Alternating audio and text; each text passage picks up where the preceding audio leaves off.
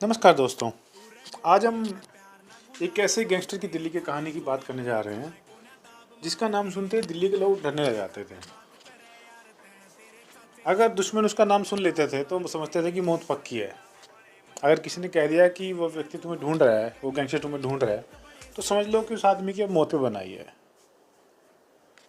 एक ऐसा गैंगस्टर था जिसने पूरी दिल्ली की जो सुरक्षा व्यवस्था को उसने चैलेंज कर दिया था। और उसने एक पैरेलल एक बड़ा गैंग खड़ा कर दिया था सरकार के खिलाफ। साथ ही साथ जो पुराने से पुराने गैंगस्टर चल रहे थे, अब वो उनको भी चैलेंज करने लगा था।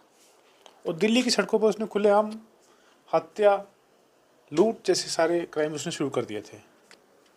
जी हाँ, आप सही समझ रहे हैं। हम बात कर रहे हैं आज जितेंद्र गोगी के बारे में। इसका पूरा नाम था जितेंद्र मान गोगी। बाद में इसने अपना एक गैंग बना लिया गोगी गैंग के नाम से, और जितेंद्र गोगी के नाम से इसको फेमस कर दिया। मैंने आपको कहानी सुनाई थी कुछ दिन पहले टिल्लू ताजपुरिया की। ये टिल्लू ताजपुरिया इसी का दोस्त था, और ये दोनों गैंगस्टर ही थे अपने समय के। टिल्लू ताजपुरिया और ये एक समय बहुत अच्छे दोस्त थे, और बाद में इनके बीच में कुछ राजनीतिक कारणों से इनके बीच में दुश्मनी आ गई थी। इसी टिल्लू ताजपुरिया को बाद में तिहाड़ में इसका मर्डर कर दिया गया था। और बात जब उठी थी तो इसी के गोगी गैंग के मेंबर्स पे ही उठी थी कि इन्होंने ही इसकी हत्या करवाई है। तो कहानी की शुरुआत हम अब करेंगे। यहाँ से हम बताएंगे कि कैसे एक बच्चा जो नॉर्मल सी फैमिली से था और नॉर्मल उसकी एक्टिविटीज़ थी और नॉर्मल ही उसने सब कुछ इनिशियल उसकी लाइफ रही, कोई क्रिमिनल बैकग्राउंड नहीं था, वो किस तरह से क्राइम की दुनिया में आ गया, किस तरह से उसका अपग्रूवमेंट हुआ और किस तरह से वो क्रिमिनल संपर्क में आया और दिल्ली का बहुत बड़ा गैंग उसने चलाया, और किस तरह से लास्ट में उसकी मौत हुई। और मौत भी कैसे गैंगवार में हुई, इसकी एक बड़ी ही आपको एक दिलचस्प एक बात मिलेगी। एक सबक भी इससे मिलेगा। अगर आप जिस तरह की चीज़ सीखे करेंगे तो आपको भी इस तरह की चीज़ें फेस करनी पड़ेंगी। अभी आप देख लीजिए कि ये जो क्रिमिनल था, इस क्रिमिनल ने ऐसे ही एक अन्य अपराधी को मारा था कोर्ट में, और लास्ट में इसको भी गैंगवार में कोर्ट में मार दिया गया था। तो चलिए अब स्टार्ट करते हैं इसकी कहानी, कैसे ये बड़ा हुआ, कैसे पैदा हुआ, कहाँ ये अपना बचपन बिता और कैसे इसने क्राइम की दुनिया में कदम रखा। तो बात करते हैं गोगी की। तो गोगी जो है नरेला एक गांव दिल्ली में, वहाँ पर ये पैदा हुआ था। साधारण सी फैमिली थी, नॉर्मल से इसका बचपन निकला था। स्कूल कॉलेज दोस्त सब बचपन बिल्कुल नॉर्मल से थे। ऐसा नहीं था कि ये कहीं क्रिमिनल के संपर्क में था या इसका बैकग्राउंड ऐसा था, बिल्कुल नॉर्मल फैमिली से था। लेकिन जैसे जैसे बड़ा होता गया और जैसे जैसे जवानी में आता गया, इसका झुकाव अपराध की दुनिया की तरफ जाता रहा। धीरे धीरे छोटे मोटे झगड़े करने लगा, जैसे कि हर एक क्रिमिनल की शुरुआत होती है। छोटे मोटे झगड़े करे, इसने मारपीट करी और रंगदारी की इसने करने लगा। फिर धीरे धीरे तो ये इसके अंदर एक हौसला बढ़ने लगा कि मेरा कुछ बिगाड़ नहीं पा रही पुलिस। तो इसका दिल खुल गया और इसके बाद इसने बड़े क्राइम करने शुरू कर दिए। इसके बाद ये पुलिस की रडार पे आ गया। अब बात करते हैं इसके ऊपर पहली एफआईआर कब हुई और ये अपराध की दुनिया में कैसे इसने कदम रखा। ये बात है साल 2010 की। अलीपुर का थाना था, वहाँ पहली एफआईआर नंबर थी 252 नंबर, इसके खिलाफ इस दर्ज हुई थी। इसके ऊपर चार्ज लगे थे उस टाइम अटेम्प्ट टू मर्डर के। इसके साथी थे, 3 साथी थे, रवि भारद्वाज, अरुण, दीपक उर्फ मोनू। यहीं से इसकी गैंग की नींव पड़ी और यहाँ से इसने अपराध की एक दुनिया में एक खतरनाक एक और गैंगस्टर था, उसको अपने दुश्मन बना लिया। उस दुश्मन का नाम था टिल्लू ताजपुरिया गैंग। बाद में यही इसकी मौत की वजह बना। अब इसके मेन मैं आपको क्राइम्स बताऊंगा, किस तरह से इसने शुरुआत करी और किस तरह से इसने दिल्ली की गलियों में खून बहा। एक तो जो बड़ा इसका फेमस जो मर्डर केस था, वो राजीव भारद्वाज मर्डर केस था।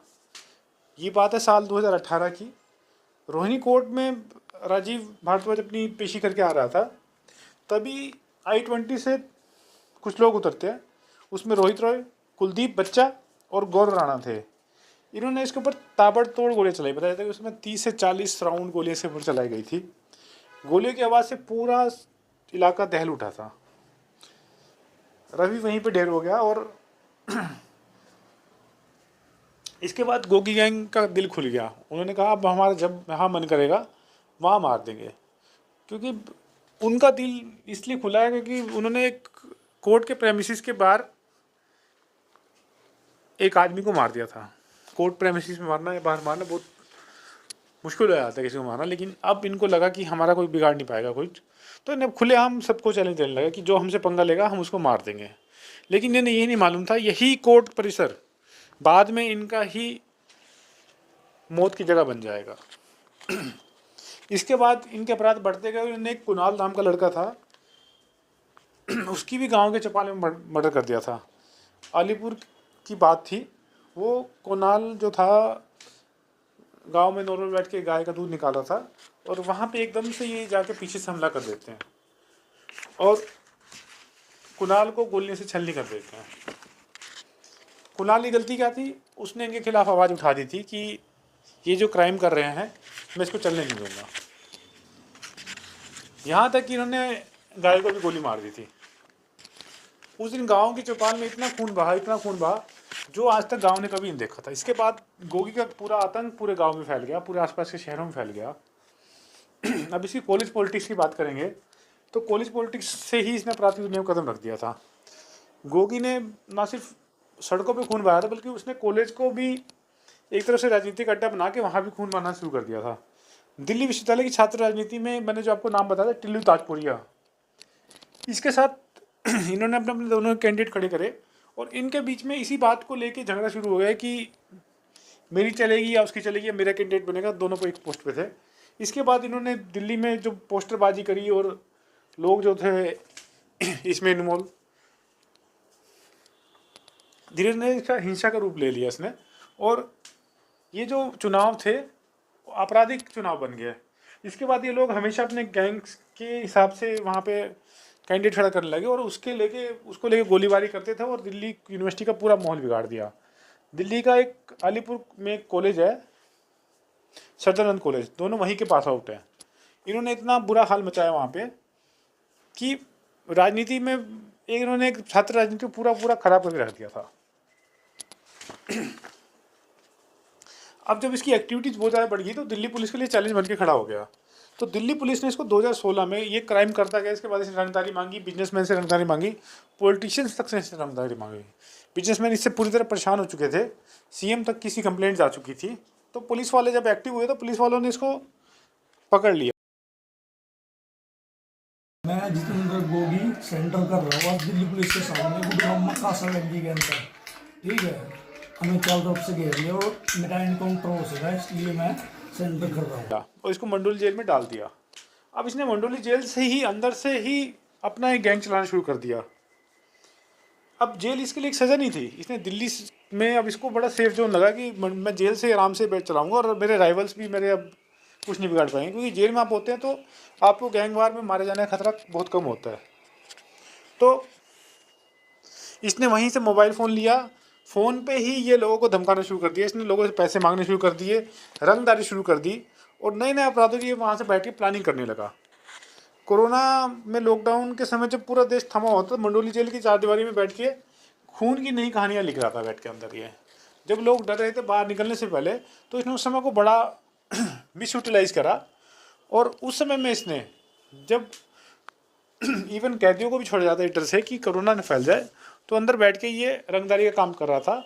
और जो लोग बेचारे इतने बिजनेसमैन बुरी तरह टूट चुके थे, जिनको काम धंधा नहीं रहा था, दुकानें बंद थी, व्यापार बंद थे, फैक्ट्रियाँ बंद थी, उनको लगातार धमकियाँ दे रहा था और उनसे ये रंगदारी वसूल कर रहा था। तो आप सोचिए कि किस तरह से ये अपना वर्चस्व काम करने की लगा हुआ था और ये बिल्कुल भी नहीं सोच रहा था कि आम इंसान का क्या होगा। अब ये जो गोगी था ये चढ़ चुका था टिल्लू ताजपुरिया के दिमाग में। टिल्लू ताजपुरिया बहुत खतरनाक आदमी था। उसने सोच रखा था मैं इसको मारूंगा ज़रूर। हालांकि बाद में वो भी साजिश में ही मारा गया। अब इसने साजिश में टिल्लू और उसके खास दोस्त थे जो गोगी को ख़त्म करने का प्लान बनाते हैं। प्लान में क्या होता है कि एक लालू पंडित होता है, दूसरा होता है उमेश काला और उसके गैंग के 2 अन्य शूटर होते हैं। अब इन शूटरों को बाकायदा हायर किया जाता है, इनको बाकायदा ट्रेनिंग दी जाती है। ट्रेनिंग क्या होती है, इनकी प्लानिंग होती है कि अब गोगी को जेल में मारना तो बहुत मुश्किल था। गोगी जब तारीख पे आएगा अपनी रोहिणी कोर्ट में तो इसको वहीं मारेंगे, लेकिन रोहिणी कोर्ट में घुसना और वहाँ पे कहीं पे किसी भी अपराधी को पकड़ना और मारना बहुत मुश्किल था। अगर आप नॉर्मल कैदी के उसमें जाओगे तो आपकी चेकिंग होगी। तो इन्होंने एक सुरक्षा व्यवस्था का एक लूप होल निकाला कि वहाँ पे वकीलों की चेकिंग बहुत कम होती है, या वो कैसे ना कैसे निकल जाते हैं उस सुरक्षा से। इसके बाद रोहिणी कोर्ट में काफ़ी ज़्यादा सुरक्षा व्यवस्था चौक चौबंद हो गई थी और पूरी दिल्ली में बहुत बड़ा हाई प्रोफाइल केस बन गया था। इन्होंने क्या करा कि वकीलों की ड्रेस खरीदी और वकीलों की ही भेष में इन्होंने कोर्ट में एंट्री कर ली। अब चुपचाप से इन्होंने हथियार सप्लाई करे और बाथरूम में जाकर छुपा दिए। इन्होंने इतना मतलब टिल्लू ताजपुरिया के गैंग ने इतना ज़्यादा ही मतलब अपना एक प्लानिंग से काम किया कि इन्होंने नॉर्मल कॉल ही नहीं करी ताकि ये ट्रैक ही ना हो पाए। इन्होंने व्हाट्सएप कॉलिंग की आपस में, और व्हाट्सएप कॉलिंग के थ्रू ये हर एक मैसेज मंडोली जेल में बता रहे थे। अब धीरे धीरे करके मंडोली की वो जो साजिश थी, आज वो दिन आ गया था जब इस काम को पूरा करना था। बात थी 24 सितंबर 2021 की। दिल्ली में रोहिणी कोर्ट में आज गोगी की पेशी होनी थी। वो पूरा सुरक्षा गिरोह घिरा हुआ था और साथ में उसके साथ कमांडो भी चल रहे थे पुलिस के। लेकिन तभी पुलिस के सामने वकील आते हैं, वकीलों के ऊपर कोई शक नहीं करता वहाँ पे, और वकील के भेष में 2 लोग दाखिल होते हैं। बाथरूम से वो हथियार निकल के आते हैं जो उन्होंने छुपाया होता है, और अचानक कोर्ट के अंदर ताबड़तोड़ गोलियाँ चला दी जाती हैं। करीब 15 राउंड वहाँ गोलियाँ चलती हैं और लथपथ वहाँ पे खून ही खून था बस। जज, वकील, पुलिस सब सदमे में थे कि ऐसा कैसे हो गया। कोर्ट रूम के अंदर जहाँ इंसाफ की बात चलती है वहाँ पे आज मौत का तांडव हो रहा था, और ये सब टिल्लू ताजपुरिया बैठ के बाहर से करवा रहा था। जितेंद्र गोगी को 15 गोलियां लगी और वो मौके पे ही मारा गया। पुलिस ने वहाँ पे 2 लोग जो कर रहे थे, पुलिस जो उनकी प्रोटेक्शन में थे, जैसे तैसे करके इनको काबू करने की कोशिश करी, लेकिन जब ये हाथ में नहीं आए तो पुलिस ने वहाँ पे करीब सीआरपीएफ और पुलिस के जवानों ने वहाँ करीब 20 राउंड गोलियां चलाई और दोनों शूटर जो थे मौके पे मारे गए।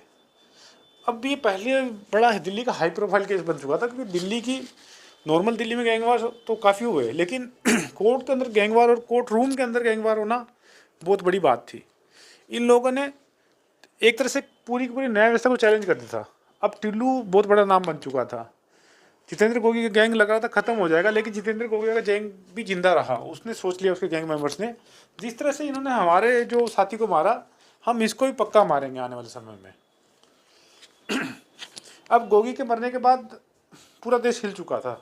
सबको लगा कि गोगी गैंग शायद खत्म हो गया है। सारे टीवी न्यूज़ चैनल सब जगह यही की बात चली थी, कोर्ट के अंदर इतने बड़े गैंगस्टर की हत्या होगी। अब ये देश की सुरक्षा व्यवस्था से बहुत बड़ा सवाल था। इसके बाद रोहिणी कोर्ट में अलग तरह से एक डेकोरम मेंटेन हुआ, और अलग तरह से एक जो वहाँ पे प्रोटोकॉल लागू हुआ कि चाहे वकील हो चाहे कोई भी होगा, उसको ड्रेस में होगा चाहे कैसे भी, उसकी पूरी चेकिंग होगी। बिना चेकिंग के उसको अंदर नहीं आने दिया जाएगा। बहुत ज़्यादा सख्ताई कर दी गई। साथ ही साथ आई कार्ड जो होगा वो दिखाएगा, क्लाइंट्स के लिए अलग कर दिया, और जो लोग होंगे उनके लिए अलग जगह बना दी गई। इसके बाद सख्त चेकिंग का दौर चला, और गोगी का जो नाम था वो, अब भले ही वो मर चुका था, लेकिन इसके गोगी गैंग के मेंबर्स ने इसका नाम जिंदा रखा, और इसके नाम पे रंगदारी और सब काम अब तक करते रहे। अब हम बात करेंगे इस आदमी के बारे में कि इसके अंदर क्या इसकी खासियत थी। इसने हम बात करेंगे कि ये किस तरह का इंसान था जितेंद्र गोगी, इसमें अच्छाई क्या थी और बुराई क्या थी। हर एक इंसान के 2 पहलू होते हैं, तो अपराधी हो चाहे कुछ भी हो। अब गोगी का एक चेहरा तो ये था कि गरीबों की मदद करता था, मोहल्ले में आपस में सबकी मदद करता था। ये कहीं भी कोई इसका यार दोस्त अगर कुछ भी प्रॉब्लम बताता था तो तुरंत उनके लिए खड़ा हो जाता था। इसको एक रॉबिन हुड टाइप की इमेज मिली हुई थी। लेकिन इतने अच्छे काम करने के बाद भी उसने खून खराबा खूब किया और अपराध की दुनिया को खत्म कर दिया था।